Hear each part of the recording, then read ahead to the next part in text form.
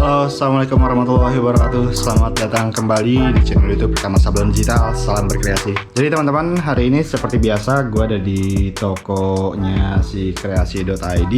Dan hari ini gue mau bikin video ngenalin sebuah printer. Mungkin yang kalian selama ini udah ngikutin channel ini udah tahu bahwa gue ini produksi printer yang gue kasih nama Jaka. Nah, tapi ini ada perubahan konsep karena ada beberapa hal yang memang harus gue sesuaikan, terutama masalah stok bahan baku baru dari si printer itu sendiri yang sekarang udah nggak ada. Dan pada akhirnya gue melakukan restorasi dari printer second. Gue restorasi semuanya, diperbaiki hal yang memang harus diperbaiki, diganti hal yang memang harus diganti, dan udah di QC, dan itu insya Allah berjalan dengan lancar. Juga ada perubahan dari segi tampilannya, dari segi bodinya. Karena kenapa? Tahu sendiri kalau printer second itu kan kita nggak tahu ya seperti apa pemakaian sebelumnya, bagian dalamnya seperti apa, apakah udah ada bekas-bekas tinta lah, atau ada mainboard yang konslet apa segala macam. Jadi kita udah restorasi full semuanya, dan sekarang gue langsung aja kenalin. Ini dia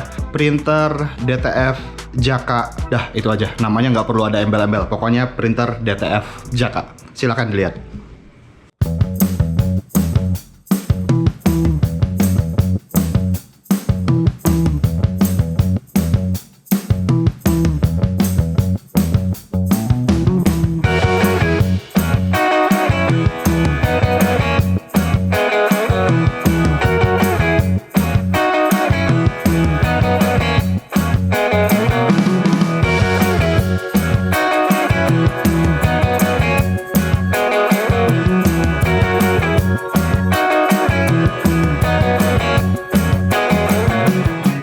Sorry banget kalau video sinematiknya agak maksa, tapi kurang lebih tampilannya seperti itu. Dan teman-teman bisa langsung lihat aja. Di sini gue bakal ngejelasin sedikit detail apa aja yang berubah. Tentu aja yang pertama body, kemudian letak tombol-tombol powernya, kemudian di sini juga ada ink shaker otomatis untuk tinta warna putihnya. Kemudian di sini seperti ini, kalian bisa langsung lihat aja ya dan nilai sendiri seperti apa. Dan yang lebih ringkasnya lagi, ini hanya menggunakan dua sumber power. Kalau ini USB ya yang tengah. Kalau yang ini power untuk printer, dan yang ini power untuk modul. Jadi digabungin semuanya. Untuk vakum, untuk modul, dan untuk shaker itu disatukan dalam satu power. Jadi nggak terlalu banyak adaptor lah. Kalau yang sebelumnya itu kan kurang lebih ada 5 adaptor. Kalau ini jadi cuma 2. Kalau yang sebelumnya tuh ada vakum, modul, ink shaker, kemudian power outlet untuk printer, kemudian juga ada USB. Nah sekarang jadi lebih simple kayak gitu ya. Terus untuk warnanya ini black, ngedove warnanya, jadi nggak terlalu kinyis-kinyis lah gitu. Kalau glossy kan agak klinis-klinis, jadi ini warnanya agak sedikit dope. Ya mirip-mirip lah mungkin dengan printer basic dari Epson-nya, warnanya kurang lebih seperti ini. Nah ini tampilannya seperti ini, hitam polos, simple, elegan, dan direkomendasikan untuk pemula karena ini basicnya adalah printer L1800 yang masih menggunakan printhead L800. Jadi kalau misalkan suatu saat ada kendala di printhead, kalian bisa menggunakan printhead L800 karena ini kabel fleksinya udah menggunakan kabel fleksi converter L800. Jadi ya kayak gini aja, kalian bisa lihat di sini tombol panel powernya. Di sini ada tombol kertas, tinta, kemudian ini tombol delete, kemudian di sini ada tombol modul, maju mundur. Nah, kemudian untuk knob putar ini sedikit gua jelasin aja ya. Ada 2 knob putar. Untuk yang bagian kiri itu untuk vakum. Jadi semakin diputar ke kanan itu vakumnya nanti akan semakin kencang nyalanya gitu. Tapi untuk model yang sekarang vakumnya ini pada saat dinyalakan gini dia nggak langsung nyala. Tapi nyalanya nanti ketika proses print atau ketika proses nozzle check. Jadi ini udah otomatis. Jadi kalian hanya cukup nyalain aja, kemudian putar ke arah jam 9 atau jam 10 lah. Kurang lebih segini ya. Jadi nggak ada lagi, insya Allah nggak ada lagi drama-drama lupa nyalain vakum. Seperti halnya ketika gue masih menggunakan printer yang basic seperti ini. Bahkan di sini gue tulisin jangan lupa nyalain vakum. Ini juga perlu dinyalain, tapi hanya dinyalain di awal aja. Jadi posisi mati itu seperti ini. Nah ini bunyi klik ya. Kalau mau dinyalakan tinggal diputar aja sampai bunyi klik. Nah terus putar kira-kira jam 9 atau jam 10 lah gitu. Jadi ini bisa diatur kekencangan vakumnya ini menyedot seperti apa gitu. Ini bisa diatur di sini. Tapi untuk nyala dan matinya itu otomatis. Jadi ini biarkan aja seperti ini. Nah, nanti ketika proses ngeprint, sebelum ngeprint dia ada 1-2 detik vakumnya nyala duluan. Baru nanti si kertasnya maju ke depan. Kayak gitu. Itu knop yang pertama ya. Jadi sekali lagi untuk knop putar yang sebelah kiri itu adalah untuk vakum. Nah, kemudian yang kanan ini untuk ink shaker atau pengaduk tinta. Pengaduk tinta tuh yang ini ya. Nih, yang tengah khusus warna putih aja, sedangkan untuk yang warna CMYK itu nggak pakai pengaduk tinta karena memang sebenarnya nggak terlalu perlu. Terus cara pengoperasiannya seperti apa? Jadi cara pengoperasiannya sama, diputar searah jarum jam. Ketika diputar dia akan bunyi klik. Nah, itu udah nyala. Kemudian kita putar lagi searah jarum jam menuju arah jam 9 atau jam 10.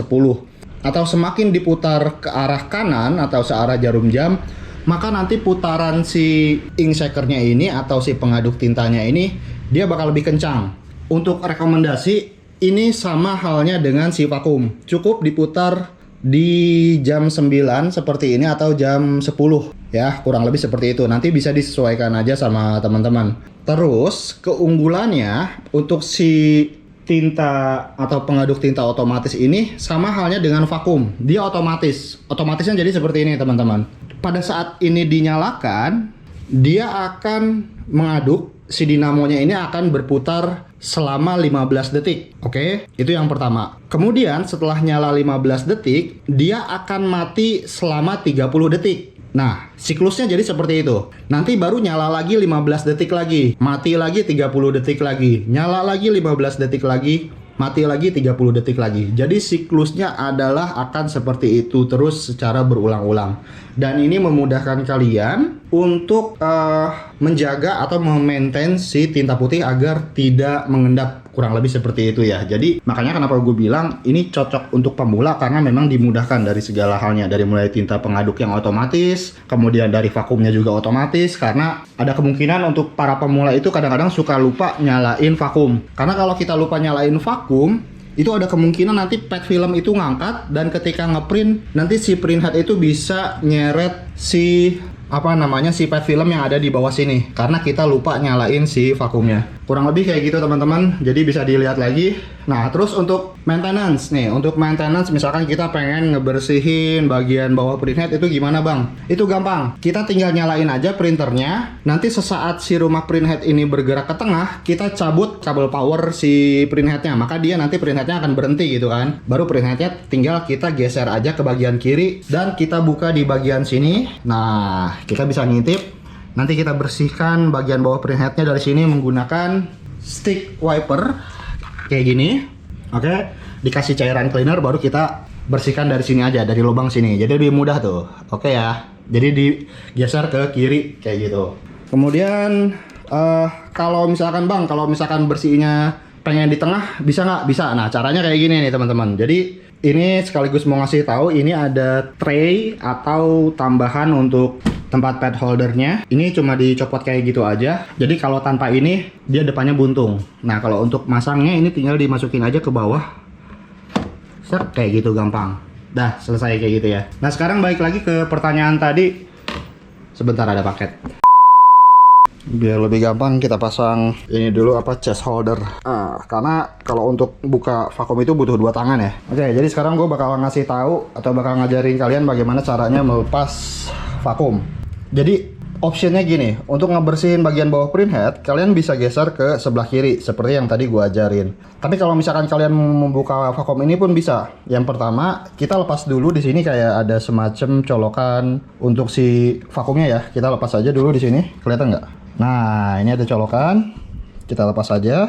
Set. Nah, itu udah lepas ya. Nih, lepas. Kemudian untuk cara melepas si vakumnya, kita cukup masukkan tangan kita ke bagian bawah sini. Kita geser ke kiri. Tek. Nah, setelah digeser ke kiri, kita tarik sedikit ke depan, kemudian angkat yang sebelah kiri terlebih dahulu, kemudian lepas, kemudian angkat semuanya. Nah, kayak gini. Maka ini kelepas. Jadi vakumnya segede ini aja.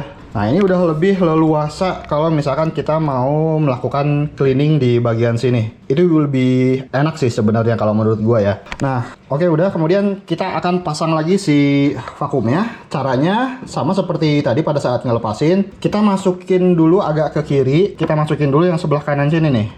Kita masukin sebelah kanan sambil agak ditarik ke sebelah luar body ini nih, karena body ini bisa ditarik-tarik. Nah oke, kemudian tinggal dorong aja ke bawah, mepetin ke besi bagian sini, ada besi, dipepetin aja. Truk. Kemudian di sini ada pengunciannya, satu di tengah, tinggal didorong ke depan. Truk. Tinggal pasangin si adaptornya tadi yang di pinggir.